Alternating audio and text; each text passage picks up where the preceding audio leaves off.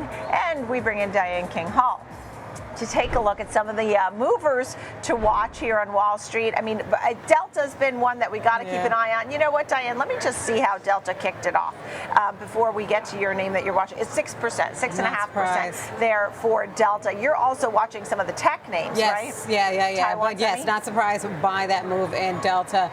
Strong results that it had. But let's talk chips, right? And what's going on in the chip space. You had some strong numbers from Taiwan Semi on the revenue front. As we know, they give these updated numbers, quarterly figures. This is before their earnings. Their earnings do come October 16th.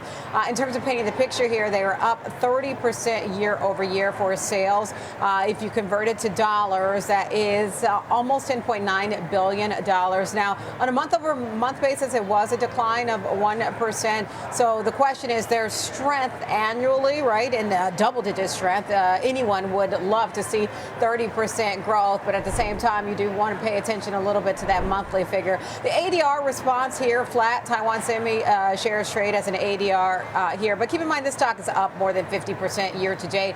And in Taiwan, in terms of where you saw a record close there, because of Taiwan Semi, because it has such a heavy weighting there, it comes at the same time as you have Barclays boosting their price target on Taiwan Semi this morning. They've raised their price target on the ADR to 330 from 325. They keep an overweight rating on the shares, so they are bullish here. And they said, you know, the recent announcements have driven semi-cap stocks higher, right? So we've been seeing that momentum in this space. In terms of, again, to reflect on the numbers today out from Taiwan Semi, that revenue number, it's in range, but it is strong. It's the midpoint of its guidance that it gave previously. The drivers here, of course, has been AI demand, right? Continuing to power growth, especially from those heavyweights like an Nvidia, which I know we'll talk about shortly, and Apple, which are two of its biggest customers. So that AI boom that we're seeing offsets any kind of slowdown when you think about the consumer segment of its business, the consumer electronics chips, right?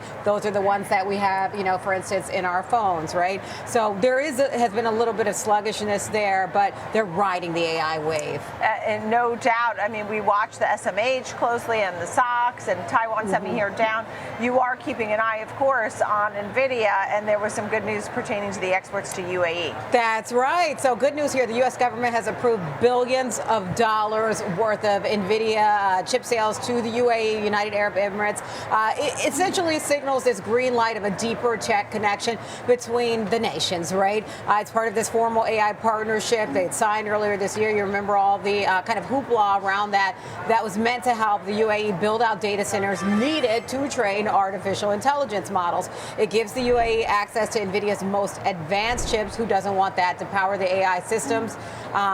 For instance, like an OpenAI. For Nvidia, it opens up a new market. You know, the U.S. has been, as we know, tightening export controls to China, so it's another way to kind of fill that hole. And for Washington, it's a way to strengthen ties with Gulf nations to make sure there's friendly relationships between the partners as it relates to U.S.-made technology. Under the deal, what does it include? The U.S.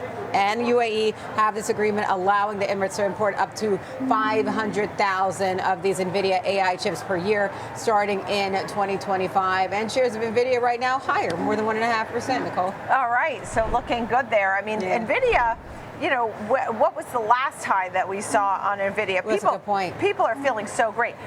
Right now, it looks like we might be right there, Diane, because we're at 193. So this is a high.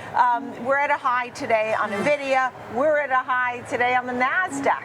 So for you tech lovers, and what's really interesting is we saw bulls show their teeth because we had a pullback right after 7 days of gains. We had a pullback, and people said, "Oh, maybe, you know, one pullback," and people started to get a little nervous. And people rode in and bought tech, and Nasdaq's at a new high, Nvidia's at a new high. So really a great performance, obviously. And for shareholders, up 67% in 6 months, roughly. Let's get to your last name here. What are you looking at when it comes to Oracle? Yeah, you got a couple of firms initiating coverage, and both of them, you know, really bullish, it seems, especially based on the price targets. You've got both Baird and Phillips initiating coverage of Oracle. Phillips with the buy rating, $350 price target. Baird, an outperform rating, essentially the equivalent of a buy rating, $365 price target. Again, this is really about the AI wave wave that we've been watching. You and I have had these conversations about this space. They view Oracle as very well positioned, this is a quote, to benefit from the accelerating spend on AI infrastructure and the convergence of AI data and use cases that will emerge from the move from training to inference. So that second level, second tier, especially that we've been talking about, they see Oracle benefiting. All right. Good to see you, Diane King Hall. Thank you so much.